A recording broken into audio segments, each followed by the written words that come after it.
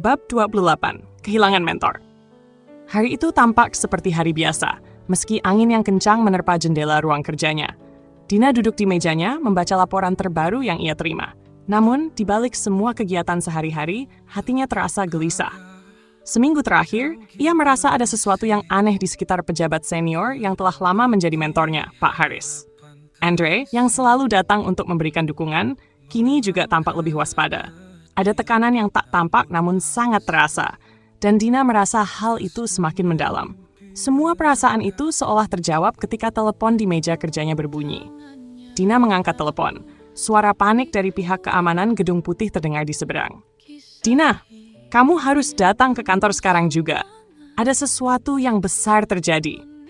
Tanpa pikir panjang, Dina segera melesat keluar, diikuti Andre yang juga merasa ketegangan itu semakin nyata. Begitu mereka tiba di kantor, suasana di sana sudah tidak seperti biasa. Semua staf tampak gelisah, bahkan beberapa tampak menunduk menghindari tatapan mata Dina. "Apa yang terjadi?" tanya Dina dengan suara tegas, namun hatinya berdebar kencang. Seorang petugas keamanan mendekat, wajahnya pucat. "Pak Haris, dia..." Petugas itu berhenti sejenak, tidak sanggup melanjutkan kata-katanya. "Dia apa?" Dina menuntut dengan cemas, tangannya mengepal. Andre yang berdiri di sampingnya menatap dengan rasa khawatir yang mendalam. Dia ditemukan tewas di kantornya, meninggal secara misterius. Kata petugas itu, suaranya gemetar. Dina merasa seolah-olah dunia berhenti berputar. Kakinya hampir tidak kuat menahan tubuhnya. "Apa? Tidak mungkin." Suaranya hampir tak terdengar. "Kami masih menyelidiki, tapi berdasarkan laporan awal, ada tanda-tanda bahwa ini bukan kecelakaan. Ada sesuatu yang janggal, Dina." Petugas itu menambahkan, dan matanya tampak penuh kekhawatiran. Dengan tubuh yang terasa kaku, Dina melangkah masuk ke ruang kerja Pak Haris. Andre mengikuti di belakangnya, memberikan sedikit dukungan yang bisa ia berikan. Ruangan itu terlihat sunyi, tidak seperti biasanya. Tidak ada tumpukan dokumen yang biasanya ada di meja Pak Haris. Hanya kursi besar yang tampak kosong dan udara yang terasa tebal, seolah menyimpan rahasia besar. Dina berdiri di depan meja, matanya terfokus pada surat yang tergeletak di atas meja. Itu surat yang belum dibaca, tapi jelas tertulis nama Dina di atasnya. Dengan tangan yang gemetar, Dina membuka surat itu dan mulai membaca. "Dina, aku tahu kamu pasti sudah merasakan tekanan yang semakin besar. Mereka yang ada di balik semua ini tidak akan berhenti sampai mereka benar-benar menekanmu ke sudut yang tak bisa kamu hindari. Aku berusaha mencari cara untuk melindungimu. Tapi semakin lama aku semakin merasa mereka sudah mulai menutup-nutupi jejak-jejak yang aku tinggalkan. Jangan biarkan ini menghentikan langkahmu. Cari tahu siapa mereka dan jangan biarkan mereka menang. Aku percayakan ini padamu." Dina terdiam beberapa detik. Kata-kata dalam surat itu bergaung keras di pikirannya. Semua yang selama ini ia coba dekati, semua yang ia pertaruhkan, ternyata jauh lebih besar dan lebih berbahaya dari yang ia bayangkan. "Mereka membunuh Pak Haris." Dina berkata pelan, suara penuh rasa marah dan kesedihan. "Mereka akan melakukan apa saja untuk menghentikan kami." Andre berdiri di sampingnya, matanya tajam. "Ini lebih dari sekadar pembunuhan, Dina. Ini adalah pesan. Mereka tahu bahwa kamu adalah ancaman, dan sekarang mereka ingin menunjukkan bahwa tidak ada yang aman di dunia ini. Tapi kita tidak akan berhenti." Dina menggenggam surat itu dengan kuat, mata menyala dengan tekad yang tak terbendung. "Tidak, aku tidak akan membiarkan mereka menang. Aku akan melanjutkan perjuangan Pak Haris. Ini belum selesai." Malam itu, Dina kembali ke rumah dengan kepala penuh pertanyaan dan ketegangan yang semakin menguat. Apa yang sebenarnya terjadi dengan Pak Haris? Siapa yang ingin melihatnya jatuh? Dan lebih penting lagi, siapa yang akan menjadi target berikutnya jika mereka tidak berhenti? Di ruang tamu, Andre duduk di seberang meja, matanya tak lepas dari Dina. "Kita tahu siapa yang di belakang semua ini, Dina. Mereka tidak akan membiarkan kamu begitu saja. Tapi kamu harus siap dengan segala konsekuensinya. Mereka tidak hanya akan menyerangmu, tapi mereka juga akan mencoba menghancurkan semuanya yang kamu percayai." Dina menatap Andre, menahan air mata yang hampir tumpah. "Aku tidak bisa berhenti sekarang. Ini lebih dari sekadar politik, Andre. Ini tentang keadilan. Aku tidak akan mundur." Andre terdiam, lalu mengangguk pelan. "Aku di sini, Dina. Kamu tidak sendiri." Namun, di dalam hatinya, Andre tahu bahwa ancaman yang lebih besar sudah menanti. Dan meski mereka bersiap untuk menghadapi itu, tidak ada yang bisa mempersiapkan mereka untuk apa yang akan datang. Pak Haris, mentor yang telah membimbing Dina, kini telah tiada. Namun warisan dan pesan yang ia tinggalkan akan terus menggelora di hati Dina, menjadi api yang akan membakar semangatnya untuk terus melawan, tidak peduli apapun yang terjadi. Dina melangkah keluar dari kantor Pak Haris dengan langkah yang berat, surat yang masih tergenggam erat di tangannya. Berita tentang kematian Pak Haris yang mengejutkan telah menyebar dengan cepat di kalangan staf dan pejabat Gedung Putih. Namun, ada sesuatu yang terasa janggal. Ini bukan sekadar kematian seorang pejabat tinggi yang mendalam, tetapi lebih seperti sebuah peringatan keras bagi mereka yang ingin mengungkap kebenaran. Ketika Dina masuk ke ruang kerjanya, Andre sudah menunggu dengan ekspresi serius. Wajahnya menatap layar komputer yang menunjukkan berbagai laporan dan berita terkini, namun matanya tak pernah lepas dari Dina. Dina, kita harus segera bertindak. Andre berbicara dengan suara tegas, meski ada kelahan di dalamnya. Ini lebih besar dari yang kita kira. Pak Haris mungkin telah menemukan sesuatu yang mereka tak ingin kita ketahui. Dina duduk, meletakkan surat itu di meja dengan hati yang masih berat. Ini bukan hanya soal kematian Pak Haris, Andre. Ini pesan untuk kita.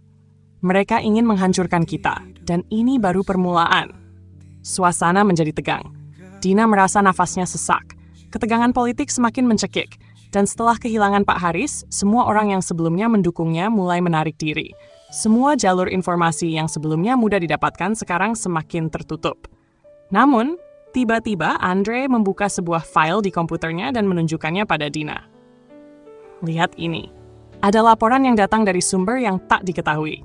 Mereka mencurigai ada aliran dana yang mencurigakan.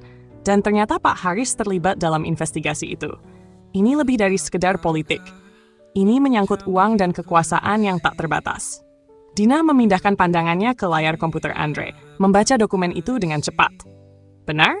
Ada jejak aliran dana yang besar menuju perusahaan-perusahaan yang terkait dengan orang-orang berpengaruh. Mereka tak hanya membunuh Pak Haris, mereka menutup semua jejak. Dan sekarang kita berada di garis depan. Tiba-tiba telepon Dina berdering. Nomor yang muncul adalah nomor yang tidak dikenal. Namun Dina merasa seperti sudah tahu siapa yang menelepon. Tanpa ragu, ia mengangkatnya. Dina, ini Lenny. Suara di seberang sana terdengar terburu-buru. Aku baru saja mendapatkan info penting. Ada dokumen yang membuktikan aliran dana ilegal ke dalam kampanye politik di sini. Ini melibatkan beberapa nama besar dan Pak Haris sudah hampir mengungkap semuanya sebelum dia meninggal. Dina menahan nafasnya. Lenny, apa kamu yakin ini aman? Tanyanya suara mulai gemetar. Aku yakin, tapi kita harus bergerak cepat. Jika kita terlambat, dokumen ini akan hilang dan mereka akan memusnahkan semua bukti. Jika mereka tahu kita sudah mulai mencari tahu, mereka akan melakukan apa saja untuk menghentikan kita. Dina merasakan gelombang marah dan ketakutan yang bercampur menjadi satu. Aku tidak akan mundur sekarang. Kita akan ungkap semua ini. Dengan tekad yang semakin menguat, Dina dan Andre mulai menyusun rencana. Mereka tahu langkah mereka sangat berisiko, tetapi tidak ada pilihan lain. Pak Haris telah memberi mereka petunjuk yang jelas dan mereka akan melanjutkan apa yang telah dia mulai. Meskipun itu berarti melawan kekuatan yang jauh lebih besar dari apa yang mereka bayangkan. Sementara itu, situasi politik semakin memburuk. Di luar, banyak orang mulai mencurigai Dina setelah kematian Pak Haris. Mereka yang sebelumnya mendukungnya mulai menjauh, ketakutan dengan apa yang sedang terjadi di balik layar. Bahkan beberapa teman dan rekan di pemerintahan mulai menghindarinya. Pada suatu malam, Dina menerima pesan teks anonim yang memperingatkan dirinya. Hati-hati Dina, jika kamu melangkah lebih jauh, mereka akan menghancurkan hidupmu seperti yang mereka lakukan pada Pak Haris. Dina menatap pesan itu lama. Aku tidak takut. Gumamnya pada dirinya sendiri. Jika mereka ingin menghancurkan aku, mereka harus melewati tubuh ini dulu. Namun semakin malam, semakin jelas bahwa konflik ini bukan hanya tentang politik. Ini adalah perang total antara mereka yang berusaha mengungkap kebenaran dan mereka yang berkuasa di balik bayang-bayang. Dan Dina, yang dulunya hanya seorang wartawan, kini menjadi bagian dari permainan besar yang bisa mengubah seluruh negeri. Andre menatap Dina dengan prihatin, namun ia tahu betul bahwa tidak ada yang bisa menghentikan tekad Dina. Kita harus melanjutkan ini, Dina. Tidak ada jalan mundur. Jika kita bisa membawa bukti ini ke publik, kita bisa menggulingkan mereka. Dina mengangguk, matanya tajam dan penuh semangat. Ini lebih dari sekedar politik atau kekuasaan. Ini tentang kebenaran dan aku akan pastikan kebenaran itu sampai ke tangan rakyat. Apapun yang terjadi, kita tidak bisa berhenti. Keesokan harinya, Dina dan Andre memutuskan untuk bertemu dengan Lenny. Mereka tahu jika mereka berhasil mendapatkan dokumen itu akan menjadi bukti yang tak terbantahkan. Namun, mereka juga tahu bahwa setiap langkah yang mereka ambil semakin mendekatkan mereka pada bahaya yang lebih besar. Pagi itu, di sebuah kafe yang sepi, Lenny menyerahkan dokumen yang telah ia dapatkan. Ini dia, semua bukti aliran dana ilegal yang kalian butuhkan. Tapi hati-hati, Dina. Mereka akan berusaha menghentikanmu. Tidak hanya dengan cara biasa, tapi mereka akan melakukan apapun untuk memastikan kalian tidak bisa membocorkan ini. Dina meraih dokumen itu dengan tangan gemetar. Terima kasih, Lenny. Ini akan mengubah segalanya. Namun, saat mereka akan meninggalkan kafe, sebuah mobil hitam melintas cepat di depan mereka, membuat Dina dan Andre berhenti sejenak. Dina melihat seseorang di dalam mobil itu, namun hanya sekilas. Kita sudah terdeteksi, kata Andre dengan nada berat. Sekarang, mereka akan mengejar kita sampai ke ujung dunia. Dina menarik napas dalam-dalam, matanya penuh tekad. Tidak masalah, kita tidak akan mundur. Apapun yang terjadi, mereka harus menghadapi kita.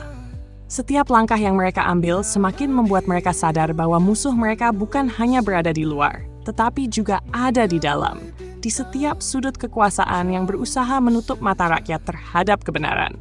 Setiap